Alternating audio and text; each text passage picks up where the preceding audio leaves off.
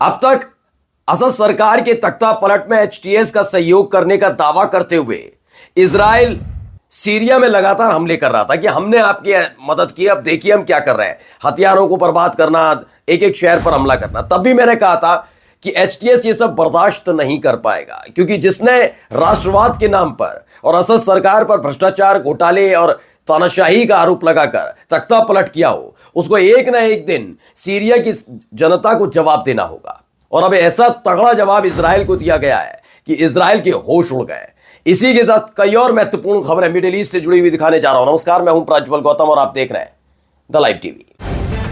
The live TV, सच सबसे आगे। बिना देर किए पहले एक वीडियो दिखाने जा रहा हूं। ये वीडियो बहुत जरूरी है, उसके बाद आगे आगे करके एक एक करके आगे चीजें आपको दिखाता जाता हूं। इस वीडियो में आप देख सकते हैं कि इसमें बताया गया है कि जो प्रो एओआर है, मीडिया है, पहले तो आप एक गाड़ी जा रही है, किस तरीके से अंदर इमारत में घुसती है, तमाम चीजें आप देखते हुए नजर आ रहे होंगे। वैसे सन्नाटा पसरा हुआ है, सीरिया की तस्वीर है। इसमें दावा किया गया कि इजरायली सेना ने कुनैत्रा में जो वहां का जस्टिस बिल्डिंग थी, यानी कोर्ट होता है वहां पर, उसकी जो बिल्डिंग है उसे पूरी तरह से मिलिट्री बेस में तब्दील कर दिया है। यह इजराइल वहां पर कर रहा है। लेकिन इन सब के बीच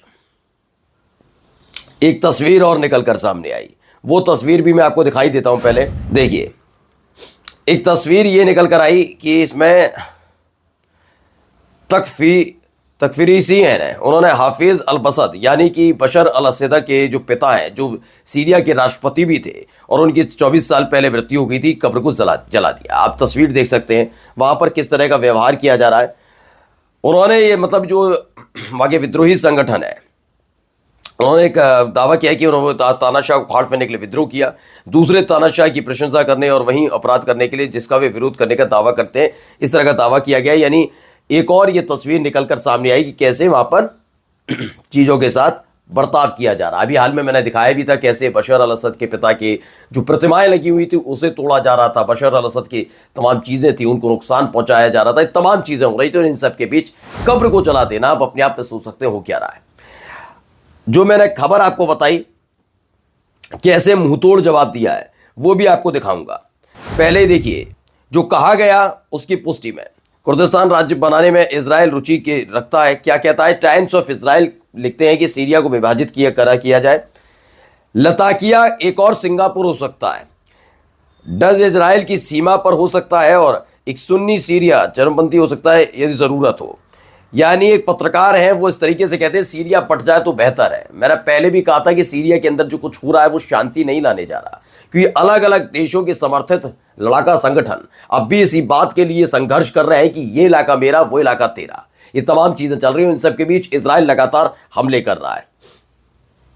अब देखिए, एक और इजराइल के प्रधानमंत्री बेंजामिन नेतन्याहू का बयान सामने आता है।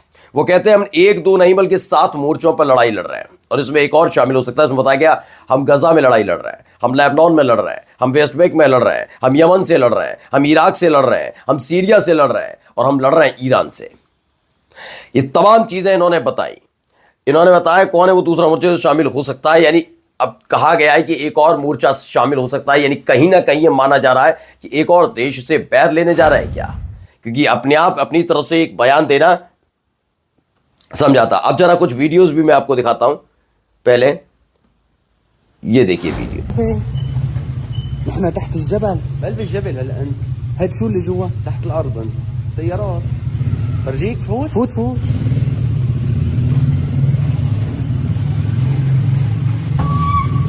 पहले वीडियो को आराम से देखिएगा। الله اكبر طلع على اليمين الله اكبر يا عم ينحشر ये देखिए सुरंग टाइप है, पूरी टनल बनी हुई है और इसके अंदर गाड़ियां लेके जा रहे हैं। इसको गाड़ियां भी खड़ी हुई हैं, ट्रक भी खड़ा हुआ है। क्या है क्या नहीं है, जरा मैं इसके बारे में पहले आपको बता देता हूं। थोड़ा वीडियो आप देखते चलिए और मैं समझाता हूं इसके बारे में। दरअसल इसमें दावा किया गया कि एचटीएस के जो लड़ाके हैं उन्होंने सीरिया में कालामौन पहाड़ों के ठीक नीचे एक पूरी अंडरग्राउंड मिसाइल साइट्स बरामद की है। इसमें मिसाइलों की जगह जिक्र किया गया है। इसमें दावा किया गया है ऐसे कई बेस का निर्माण किया IRGC की तरफ से दमिश्क के पास सीरिया बलों की सहायता के लिए। बताया गया कि ऐसी साइट्स अब इजरायली अंडरकवर एजेंट्स के लिए बहुत मुश्किल बड़ी होंगी, घुसपैठ करने और साइट का निरीक्षण करने के लिए उत्सुक हैं वो भी। लेकिन ये वीडियो सामने आते ही समझ में आ गया कि सीरिया के पास ताकत कितनी बढ़ चुकी थी ईरान की मदद से। ये तस्वीर भी निकलकर सामने आई। वहीं एचटीएस क्या कहता है, एचटीएस के जो लड़ाके नेता हैं अल जोलानी, उन्होंने कहा किसी भी देश ने असद को उखाड़ फेंकने में हमारी मदद नहीं की। मैं इसी बयान का जिक्र कर रहा था कि आप बार बार ये जताने और बताने की कोशिश कर रहे हैं कि फलाना देश ने किया, ढिकाना देश ने उसकी मदद कर दी सीरिया की, ये तमाम चीजें उम्मीद नहीं हुआ है। एचटीएस ने साफ साफ कह दिया हमारी किसी ने मदद नहीं की, वो लड़ाई हमारी थी और हमने खुद लड़ी और खुद ही जीती। ये सबसे बड़ा अल्टीमेटम 2-3 देशों के लिए है। आगे जाकर क्या करता है एचटीएस का रुख क्या रहता है वो मैं नहीं कह रहा हूं, लेकिन फिलहाल ये इजराइल के लिए है, ये तुर्की के लिए भी हो सकता है और ये खास तौर पर अमेरिका के लिए है, क्योंकि बार बार ये दावा किया जा रहा है कि तुर्की समर्पित है, तो कभी इजराइल उनको सपोर्ट कर रहा था, कभी कहा जाता अमेरिका गुपचुप तरीके से संदेशों का लेन देन हो रहा था। उन्होंने कहा कि जो काम हो गया तो हो गया, और अगर ये सोच रहे हो कि मदद, तो मदद तो नहीं की। ये साफ साफ बता दिया कोई एहसान के बदले ये सब करने नहीं देंगे जो इजराइल में चल रहा है। बताया गया बुधवार की शाम को अल जजीरा के साथ एक इंटरव्यू हुआ एचटीएस के नेता का।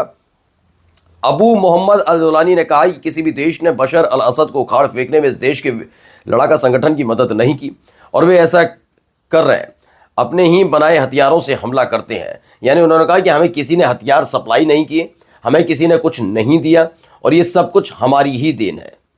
चलिए एक इंटरव्यू और सामने आया, वो पहले सुनिए। It is still too early to talk about the details of तो ड्रॉप साइट न्यूज का है ये, क्या कुछ कह रहे हैं जरा मैं बताऊंगा आपको, पहले इनको सुन लीजिए। institutions.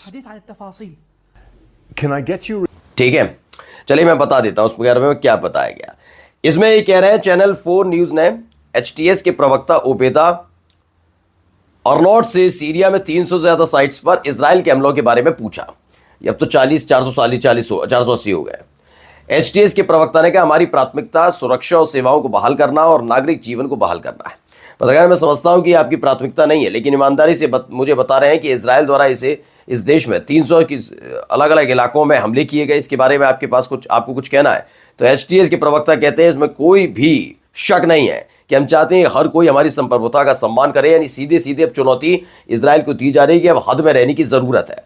इन सब के बीच स्पेन के विदेश मंत्री का बयान भी आया। उन्होंने कहा हमें तहरीर अल शम को जो टेररिस्ट लिस्ट थी बनाई गई थी उसमें से हटाने पर विचार करना चाहिए। यानी एक तरफ अभी 2-3 दिन पहले मैंने खबर दिखाई थी अमेरिका भी ऐसा ही कुछ करने की कोशिश कर रहा है, और अब कहा जा रहा है कि विदेश मंत्री जो स्पेन के हैं वो भी इसी बारे में सोच रहे हैं कि तहरीर अल शम जो अब एक तरीके से सीरिया की हुकूमत में है, तो उसके बारे में टेररिस्ट ऑर्गेनाइजेशन में जो उसकी लिस्ट में नाम था उसे हटाना चाहिए। वहीं लेबनान से जुड़ी हुई खबर सामने आई। वहां बताया गया लेबनान में हमास के जो रिप्रेजेंटेटिव है उन्होंने बताया अहमद अब्दुल हादी ने अल मयादीन अखबार से कहा है कि हमें कोई फॉर्मूला पेश नहीं किया गया, ना ही हमारी कोई लिस्ट है या कुछ और जमा किया गया है, सब कुछ सिर्फ इजरायली अफवाहें हैं। हमास का रिप्रेजेंट करने वाले जो पूरी टीम पहुंची कायरा यात्रा के दौरान कोई भी इजरायली प्रस्ताव नहीं था, ना ही हमारे पढ़ने के लिए कोई डॉक्यूमेंट्स दिए गए। फिलहाल ये सारी अफवाहें करार दी है। ये बताए गए इन अफवाहों के जरिए इस पूरे आंदोलन को झुकाने की कोशिश की जा रही है, जो अभी मैंने आपको दिखाया था ना कि कैसे दोनों तरफ डील चल रही है। तो उन्होंने कहा अभी ऐसा कुछ भी लेन देन नहीं हुआ है कि हमने लिस्ट सौंपी हो, हम ये कैदी छोड़ रहे हैं या उन्होंने दी हो, ऐसा कुछ भी नहीं हुआ। वहीं अमेरिकी सांसद का एक दावा है, क्या है, न्यू जर्सी के ऊपर ईरानी ड्रोन उड़ रहे हैं। एक अमेरिकी कांग्रेसी ने दावा किया कि जो रहस्यमय तरह के ड्रोन वर्तमान में इस समय उड़ रहे हैं, न्यू जर्सी के आसमान में उड़ रहे हैं, वो कोई और नहीं बल्कि ईरान के हैं। वहीं अमेरिका के पूर्वी तट यानी ईस्ट जो कोस्ट है उस पर खड़े एक जहाज से निकले थे। दावा किया गया कि वहां उस जहाज से निकले और पूरे के पूरे न्यू जर्सी में ईरान के ड्रोन उड़ रहे हैं। एक डर सताया गया है। अब कितनी सच्चाई है ये तो बाद में जांच में पता लगेगा। फिलहाल इन सब के बीच में जो बता ही रहा था, मिडिल ईस्ट में सीरिया में एक बड़ी भयंकर लड़ाई और शुरू हो सकती है। वो लड़ाई इस बार हो सकता है इजराइल और सीरिया के बीच की हो। नमस्कार। द लाइव टीवी, सच सबसे आगे।